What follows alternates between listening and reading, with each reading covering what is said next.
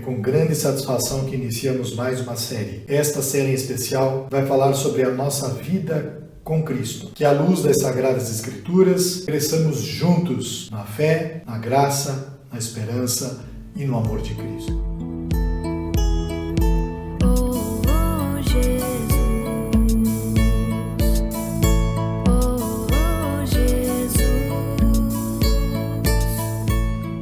Peço a você que permaneça comigo alguns minutos e assim veremos a partir da carta que o apóstolo Paulo escreveu aos Gálatas uma resposta satisfatória. Como encontramos a vida em Cristo? O que precisamos fazer para que tenhamos vida nele? Capítulo 1 desta carta que o apóstolo Paulo dirigiu às igrejas na Galácia. Galácia era uma região onde hoje está localizada a Turquia. Paulo se dirigiu a igrejas como, por exemplo, Icônio, Derbe, Listra e tantas outras. Foi para estas igrejas que esta carta foi endereçada. Igrejas que pertenciam a uma região, a região da Galácia. Ele inicia a sua carta com uma saudação. Capítulo 1, verso 3. Que a graça e a paz estejam com vocês, da parte de Deus e do nosso Senhor Jesus Cristo. E ele finaliza a sua carta no capítulo 6, verso 18, com a mesma saudação em Cristo Jesus. Nós precisamos desenvolver o hábito de abençoar as pessoas com esta graça, saudá-las com esta bênção maravilhosa, pois a graça do Senhor nos foi concedida gratuitamente por meio de Cristo Jesus. Voltando ao capítulo 1, já no versículo 4, temos a sequência desta saudação. Cristo Jesus é aquele que nos traz a sua graça, que nos abençoa com este presente, com este favor que nós não merecíamos da parte dele. A graça ela é especial por razões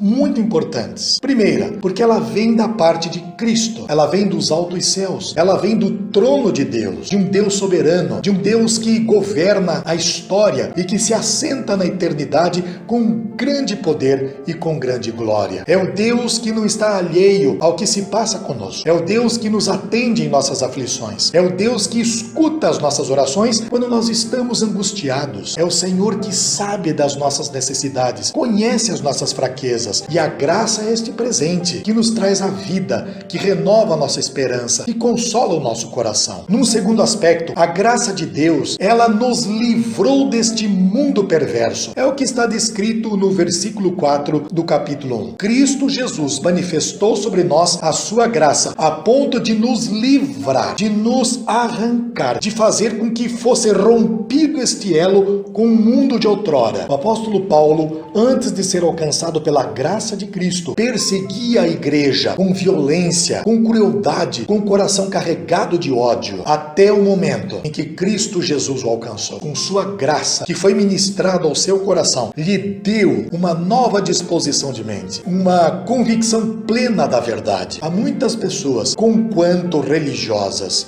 conquanto zelosas na sua maneira de tentar servir a Deus, não conhecem o Filho bendito, o Filho Santo do Senhor. E é de Cristo que decorre a sua graça que nos alcança, que transforma, que modifica o nosso interior. É pela graça de Cristo Jesus que somos perdoados, absolvidos das nossas culpas. Por isso, a introdução desta carta é fundamental. O apóstolo Paulo se preocupou em colocar diante das igrejas o contraste, ou seja, quem ele era e quem ele passou a ser em Cristo Jesus. Ele desfrutou de uma nova vida. E o apóstolo Paulo finaliza o capítulo 1 enfatizando quanto os primeiros cristãos glorificavam a Deus pela transformação que a graça proporcionou em sua vida. Agora, observemos o capítulo 2. Quero destacar com exclusividade o versículo 20. Este é o verso que vai nos ajudar a responder à pergunta: o que devemos fazer para termos vida com Cristo?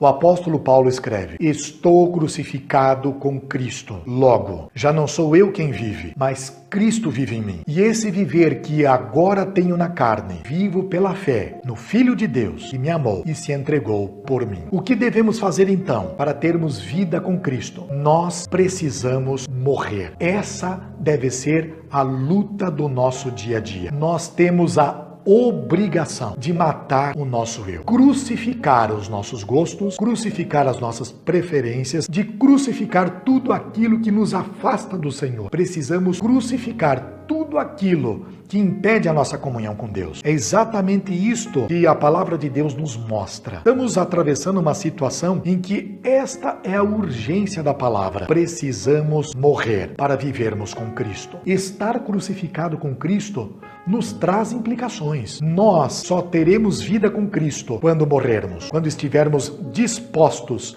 a abrirmos mão do nosso eu, para que Cristo viva em nós. Já não seremos mais nós quem vivemos, mas Ele passa a ter o controle, o domínio. É Ele que trará para nós a compreensão da sua palavra. É Ele que colocará em nós o desejo profundo de buscarmos nas Sagradas Escrituras forças para o nosso dia a dia. Quando Cristo passa a viver em nós, nós alcançamos liberdade. Liberdade do quê? Deste mundo perverso. Mais uma vez o verso 4 do capítulo 1 deixa muito claro. Cristo nos libertou deste mundo implacável na sua maneira de perseguir os filhos de Deus. É um mundo que está em oposição contra Deus. É um mundo que está em oposição contra o povo do Senhor, contra a igreja, contra a sua marcha. Não podemos nos enganar. Não é pelo fato de estarmos como igreja em nossas casas, junto aos nossos familiares, que a perseguição deixou de acontecer. Essa perseguição, ela acontece de duas maneiras. De uma forma cruel, violenta, ou ela acontece de uma forma sedutora, de armadilhas que o inimigo planta no coração das pessoas para que elas se desviem dos caminhos do Senhor, para que momentos como estes não aconteçam em nossas vidas, momentos de estudarmos juntos a palavra de Deus. E o apóstolo Paulo traz com bastante ênfase essa responsabilidade que cabe a nós. Que possamos repetir as mesmas palavras que o apóstolo afirmou com tanta propriedade. Estou crucificado com Cristo.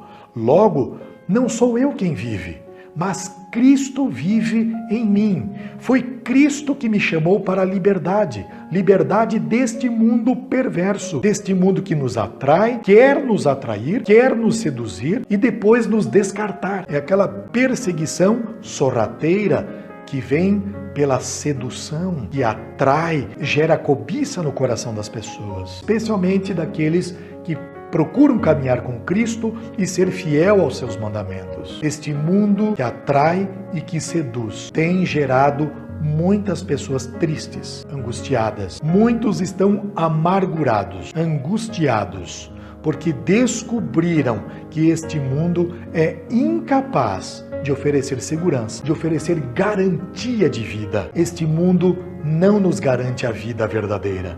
Este mundo é passageiro, é um mundo que usa as pessoas, é um mundo que explora a mente das pessoas, que explora a consciência, que impede que as pessoas venham a conhecer a graça de Cristo Jesus e experimentem esta liberdade que Ele conquistou por nós, para nós, lá na cruz do Calvário, quando derramou seu precioso sangue. Se Cristo passa a viver em nós, não precisamos mais duvidar com relação à nossa salvação. Não precisamos mais ter medo em relação ao que acontecerá conosco no futuro, porque o nosso futuro está garantido quando Cristo passa a viver em nós. E o apóstolo Paulo enfatiza que este viver que agora tenho na carne, vivo pela fé no Filho de Deus, que me amou e se entregou por mim. Não se trata de um acontecimento futuro, mas o futuro já se torna uma realidade no presente, quando Cristo passa a habitar em nosso coração. Jamais perderemos a salvação quando Cristo domina o nosso interior. Quando Cristo passa a viver em nós, a nossa salvação está garantida. Estamos seguros naquele que nos ensina a enfrentar esses momentos de dificuldade,